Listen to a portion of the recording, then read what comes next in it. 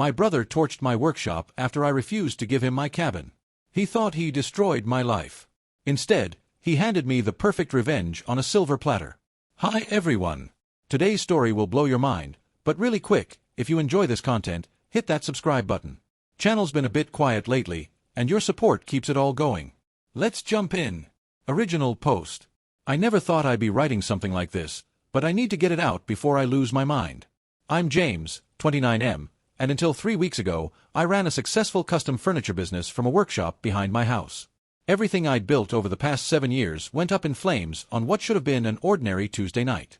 The fire department says it was electrical problems. Old wiring in the workshop that I'd been meaning to update but never got around to. Classic case of, it won't happen to me, until it does. The workshop is gone. Every tool I'd collected since I was 16, learning woodworking from my grandfather. The inventory I'd been building for the holiday season. 12 custom pieces worth about $65,000.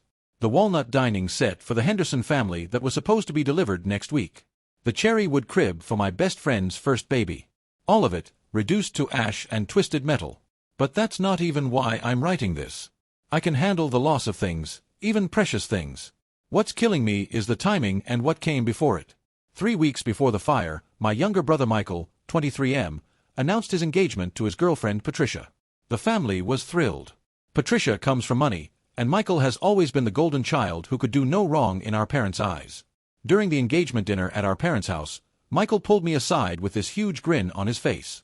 "So, about your cabin," he said, as if we'd been in the middle of a conversation. The cabin in question is a small place I inherited from our grandfather 2 years ago. It's nothing fancy, 2 bedrooms, 1 bathroom, sits on 5 acres about 2 hours north of the city.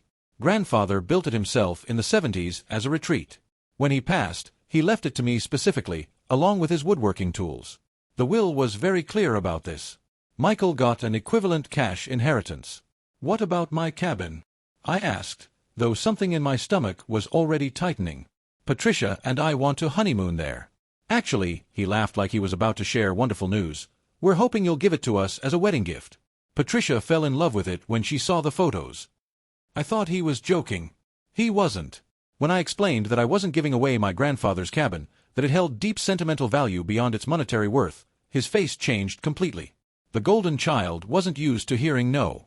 "You have your house and your business," he said. "You don't even use the cabin that much." "I use it plenty," I told him. "And regardless, it's not up for discussion. Grandfather left it to me." The conversation deteriorated from there. Michael accused me of being selfish, of not supporting his happiness. He brought up every perceived slight from our childhood, every time he thought I'd gotten preferential treatment, which was rich, considering our family dynamic. When I held firm, he stormed off. Our mother Jennifer called me the next day, trying to smooth things over. "Couldn't you at least consider it?" she asked. "The cabin would mean so much to them, and you know how Patricia is used to nice things." The pressure continued for 2 weeks. Family dinners became interrogations about my stubbornness. My father Richard sent me long emails about the importance of family unity and sacrifice. My Aunt Linda, who usually stays out of family drama, even called to suggest I was being unreasonable. Then, 3 weeks after that initial conversation, my workshop burned down. I was at a client meeting when it happened. My neighbor called me, screaming about flames and smoke. By the time I got home, the fire department was already there, but it was too late. The workshop was fully engulfed. They managed to keep it from spreading to the house, but the workshop and everything in it was gone. Michael was one of the first to show up after the fire, full of sympathy and concern. "This is terrible," he kept saying. "If you need anything, anything at all."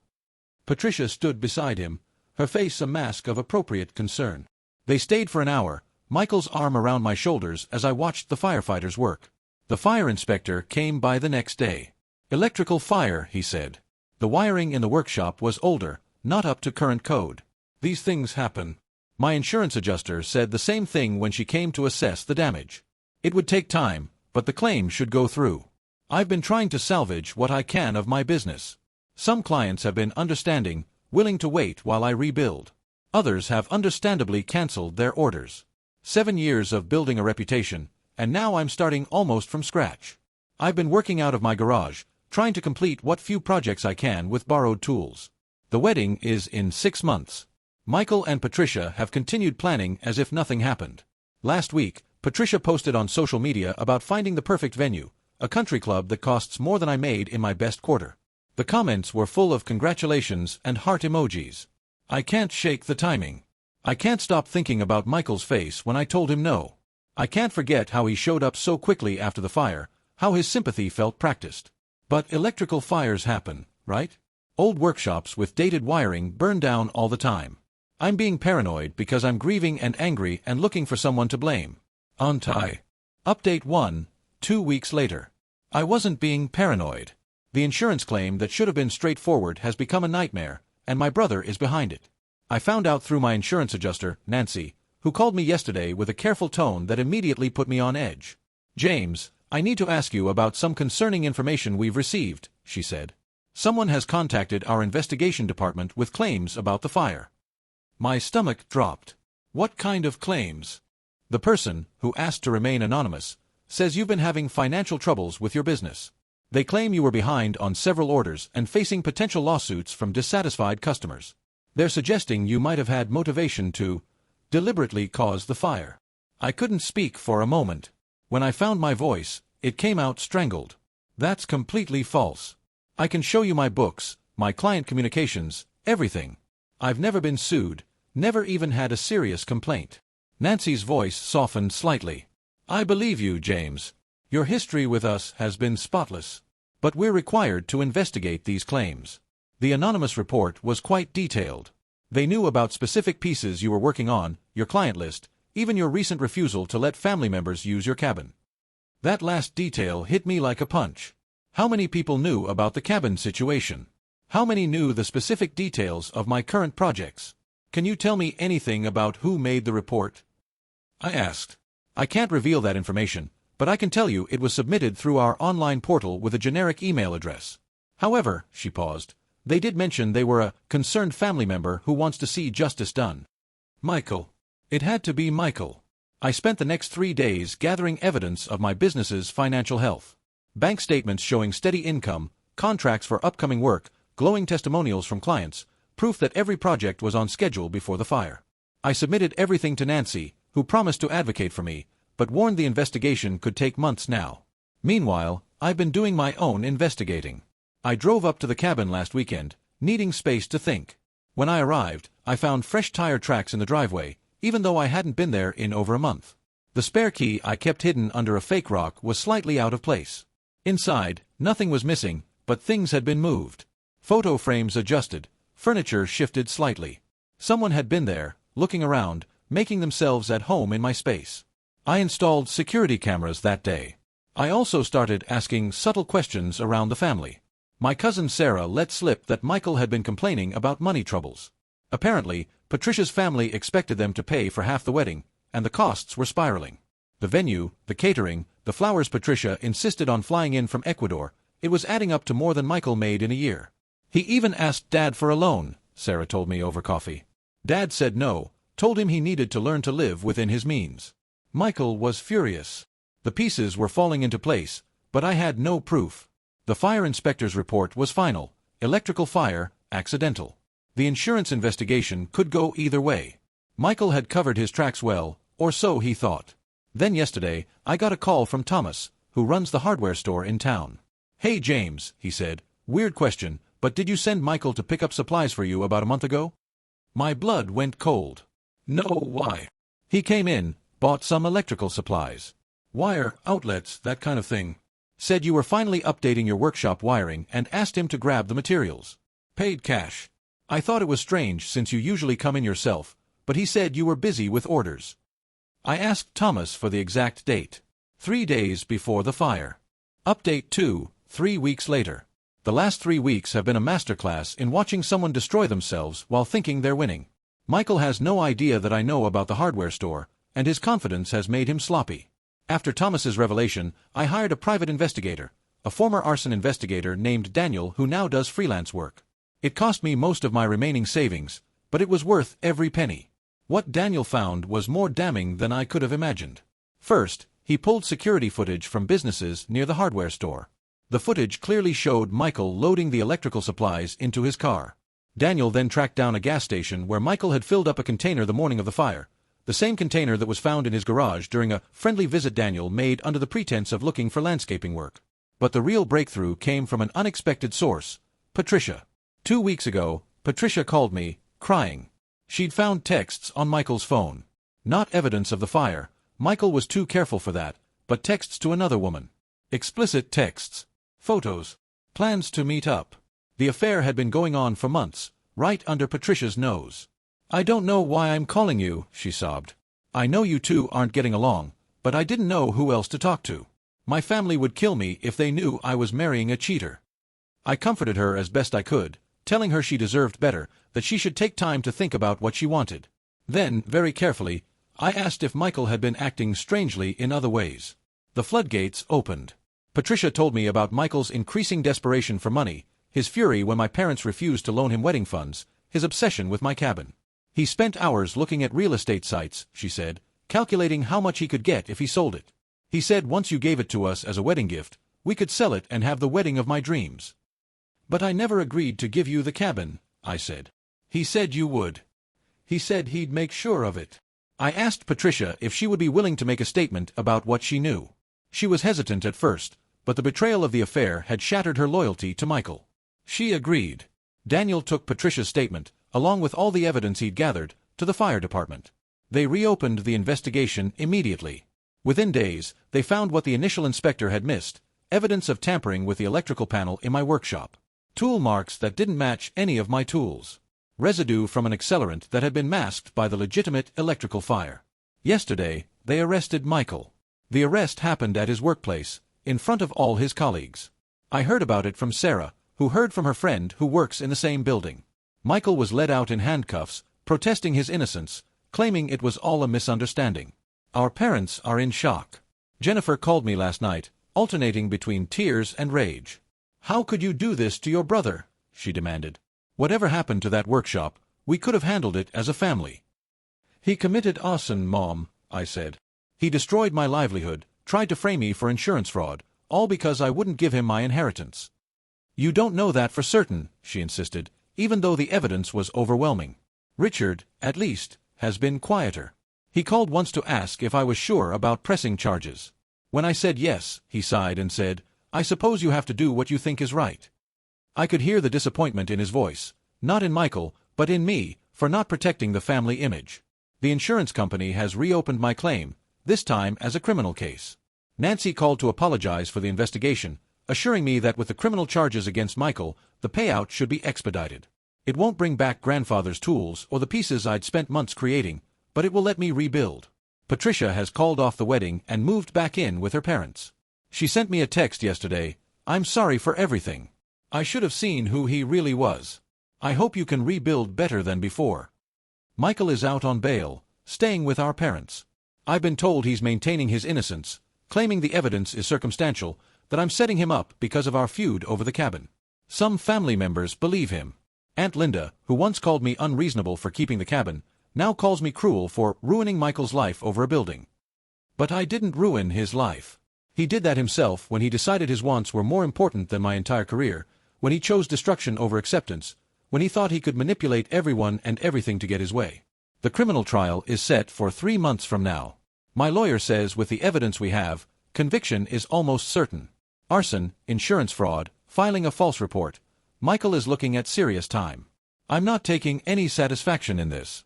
There's no joy in watching my brother destroy his life, even if he tried to destroy mine first. But there is a grim sense of justice. He made his choices. Now he gets to live with the consequences. Update 3, 1 month later. Sometimes the universe has a sense of irony that would be funny if it weren't so devastating. Michael's lawyer reached out last week with a plea deal offer.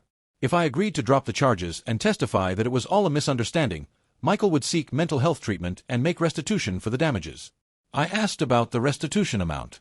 It was insulting, barely enough to cover the deductible on my insurance claim, let alone the months of lost business, the destroyed customer relationships, the emotional trauma of watching everything I'd built burn to the ground. He doesn't have more, his lawyer, a tired-looking man named Stephen, admitted. The wedding deposits ate through his savings, and with the criminal charges, he lost his job. Your parents are covering his legal fees, but they've made it clear they won't pay restitution. I declined the offer. The next day, Jennifer showed up at my door. It was the first time I'd seen her since Michael's arrest.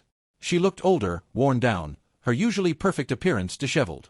"Please," she said before I could even greet her. "Please don't do this to him. He's your brother." "He was my brother when he burned down my workshop," I replied. She broke down then, sobbing on my doorstep about how Michael had always been troubled, how he'd struggled with jealousy and anger, how they tried to get him help when he was younger but he'd refused. It was the first time anyone in my family had admitted Michael had problems, but it was too little, too late. "I'll make him get help now," she promised. "Real help. Therapy, medication, whatever it takes." "He can get help in prison," I said, and closed the door. The family pressure has been relentless since then. Cousins I haven't spoken to in years suddenly call to share their opinions. Uncles send long emails about forgiveness and family loyalty. Even my grandmother, who I've always been close to, asked if I really wanted to be responsible for Michael having a criminal record. "He's responsible for his own criminal record," I told her. "He committed the crime." But the pressure was getting to me. I started questioning myself, wondering if I was being too harsh, if I should give him another chance. Then Daniel, my private investigator, called with news that eliminated any doubt. "I kept digging after the arrest," he said. "Call it professional curiosity. I found something you need to know." Daniel had discovered that Michael had searched online for "how to cause electrical fire" and "workshop fire insurance fraud" weeks before the fire. He'd been stupid enough to do it on his work computer, probably thinking no one would ever check. But after his arrest, his former employer had done an audit of his computer use and found the searches. Even worse, Daniel found evidence that this wasn't Michael's first attempt at destruction. A former roommate from college came forward after seeing news of the arrest on social media. 3 years ago, when the roommate had refused to cover Michael's portion of rent again, his laptop and gaming system had mysteriously disappeared during a break-in where nothing else was taken. The roommate had always suspected Michael but could never prove it. There was a pattern here, one that would have continued if I'd let him get away with burning down my workshop. Final update, 3 months later. The trial ended yesterday. It took the jury less than 2 hours to convict Michael on all charges: arson in the second degree, insurance fraud, and filing a false report. The judge sentenced him to 4 years in prison with the possibility of parole in 2. When the verdict was read, Michael looked at me across the courtroom with such hatred that the bailiff stepped closer to him. Our parents were there, Jennifer weeping silently, Richard stone-faced. They left without speaking to me. The last 3 months have been a transformation. The insurance payout came through 6 weeks ago, full replacement value for the workshop and equipment, plus compensation for lost income. It was enough to not just rebuild, but to start fresh. I sold my house. It held too many memories now, too much family drama soaked into its walls. Instead, I moved up to the cabin permanently. I used part of the insurance money to build a new workshop there, state-of-the-art, everything exactly how I always dreamed it would be. The commute to the city for client meetings is longer, but the peace is worth it. My business, Phoenix Custom Furniture, yes, I embraced the metaphor, is thriving. The story got out, these things always do in a small business community, and instead of hurting my reputation, it somehow enhanced it. Clients see me as someone who persevered, who rebuilt after devastating loss. Orders are up 40% from before the fire. Patricia sent me a wedding invitation last week. Not to her wedding with Michael, obviously, but to her wedding with Christopher, a man she met in a support group for people who'd been in toxic relationships. She included a note: "You saved me from making the biggest mistake of my life. I know the circumstances were horrible, but I'm grateful for the wake-up call." I sent them a cutting board as a wedding gift, made from wood salvaged from grandfather's cabin before I renovated it. The family is split. Some have come around, horrified by the evidence presented at trial. Sarah visits regularly, bringing her kids to enjoy the cabin's grounds. Even some of the aunts and uncles who initially defended Michael have quietly reached out to apologize. Others, including my parents, have cut me off completely. Jennifer sent one last email saying I was no longer welcome in their home, that I had chosen vengeance over family. Richard added a postscript: "We have only one son now." It hurt more than I expected, but I've made peace with it. They chose to enable Michael's behavior for 23 years. They can live with the consequences of that choice. I hired 2 apprentices last month. One is fresh out of high school, eager to learn the trade. The other is in his 50s, looking for a career change after corporate burnout. Teaching them grandfather's techniques, passing on his legacy in a way that honors his memory, feels like healing. The workshop fire was supposed to destroy me. Michael thought he could reduce my life to ashes and rise from them with my inheritance. Instead, he's in prison, his reputation destroyed, his future a series of closed doors. And I'm here, in grandfather's cabin, building furniture and a life free from toxic family dynamics. Last week, I was organizing the new workshop when I found one of grandfather's old notebooks in a box of salvaged items. Inside, in his careful handwriting, was a quote he'd copied: "The best revenge is a life well lived." I'm living well. I wake up to birdsong instead of anxiety. I create beautiful things with my hands. I choose my clients and my relationships based on mutual respect rather than obligation. The workshop Michael burned down was just a building. What I've built to replace it, the business, the life, the freedom from toxic family, is so much more. Sometimes justice isn't about making sure bad people suffer. Sometimes it's about refusing to let them make you suffer anymore. Michael is in prison, but more importantly, he's out of my life.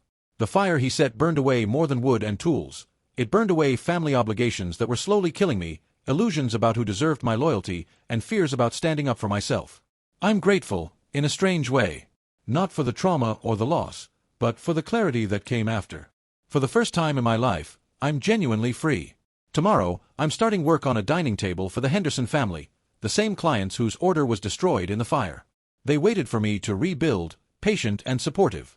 The table will be made from walnut, like the original, but with one addition: a subtle phoenix carved into the grain, visible only when the light hits it just right.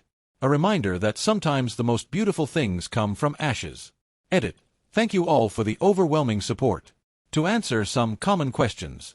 Yes, I'm in therapy to process all of this. The trauma of the fire and family betrayal required professional help to work through. No, I don't regret pressing charges. Actions have consequences. Yes, the cabin is now equipped with state-of-the-art security and fire suppression systems. No, I haven't had any contact with Michael since the trial and don't plan to. To those asking about commissioning furniture, I appreciate the interest. My website is in my profile. To those in similar situations with toxic family, your peace of mind is worth more than their approval. Choose yourself. And to those saying this sounds too dramatic to be real, I wish it was fiction. But sometimes real life is stranger and more painful than any story. Stay safe, everyone. And always update your workshop wiring to code, though preferably before someone tries to burn it down.